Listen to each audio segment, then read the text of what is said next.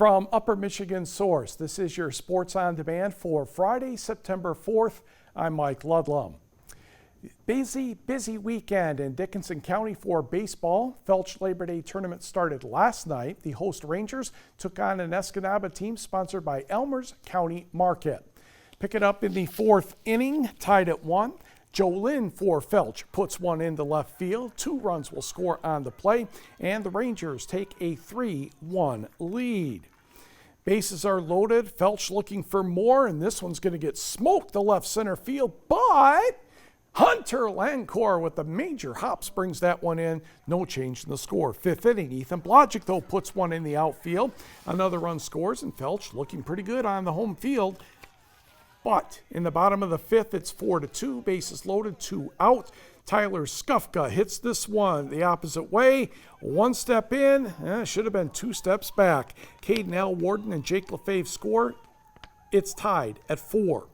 Now, Devin Olson is at the plate, and you might be able to tell he's not the sprinter on the team. Slow roller to second. Oh, no, made the throw before he had the ball. Olson is safe. Bailey Lamb crosses the plate. Escanaba has its first lead at 5-4. Elliot Danhoff did the rest. Escanaba won 5-4. They'll face Team 906 out of Dickinson County Saturday, 3 Eastern, 2 Central Time. Tournament runs through Monday. Meanwhile, Michigan high school football is back. The decision came late Thursday afternoon, and practices will begin this upcoming Tuesday. Players and coaches obviously are relieved. None more so probably than Gwynn head coach Ben Olson. Olson and the Model Towners are playing this year for the memory of former head coach Deion Brown, who died unexpectedly earlier this year. Olson said that he's glad to have the opportunity to find closure with this season and honor the relationship with his friend. But with the uncertainty of the coronavirus, they'll be attacking every game with a mindset that sounds like a cliche, but they're playing every game like it's their last. I think it hits home more now than maybe it ever has, and going forward, I think it's going to give a little bit of renewed respect to football, sports, because at any moment it could be taken away. Schedules are not quite official at the moment, but if the season does start in week 4, the Model Towners should be heading on the road to Hancock on September 18th. The high school cross-country season hit second gear Friday at Presque Isle Park in Marquette. It was the Dale Phillips Invitational, named after the longtime Marquette cross-country and track coach and UP Sports Hall of Famer. The course was pretty much set like last week's course at the Marquette Early Bird Invitational. Houghton's Eric Weiss dashed to the front at the start, followed by a majority of the Marquette team and Escanaba's Derek Douglas. Once they reach the finish line, it is sophomore brothers Carson Vanderschaaf crossing first in 17 minutes 44.3 seconds. Colin Vanderschaaf was the runner-up in 17 minutes 51.3 seconds, and Derek Douglas of Escanaba was third. Marquette took 5 of the next 6 spots. Marquette obviously won the team score 19-58 over Houghton, with Escanaba third. The girls' varsity race started 5 minutes after the boys, so we caught up with them over by the band shell on a slightly windy day.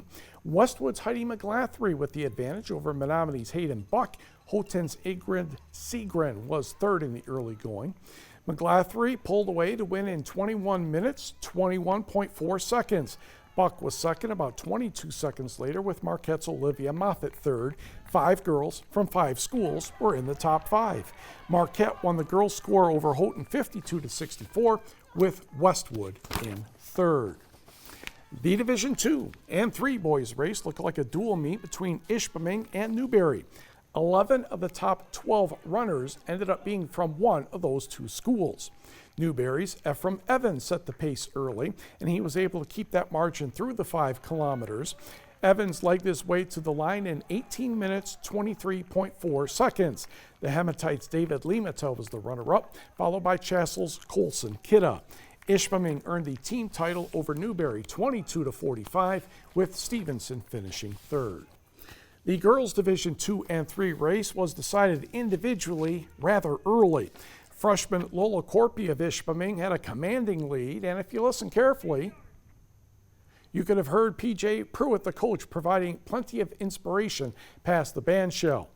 Marquette Athletic Director Alex Tissio had to hurry to the line to give Corpy her first place medal. 20 minutes, 11 seconds. Just over 10 seconds later was Chasel's Gwen Kangas with Hancock's Sierra Driscoll third. The Panthers won the team score over Hancock 42-55 with Stevenson third. The only problem cross country might have this season is holding the UP finals in 3 locations on the same day. Yes, I'm already trying to figure out a compromise with a number of other people. And former NMU hockey player Justin Florek will be back in the United States. He played 2 seasons in Germany, last season in Austria, but he has agreed to terms with the South Carolina Stingrays, the East Coast Hockey League affiliate of the Washington Capitals. Believe it or not, Florek is 30 years old and ready to start his 9th season of pro hockey.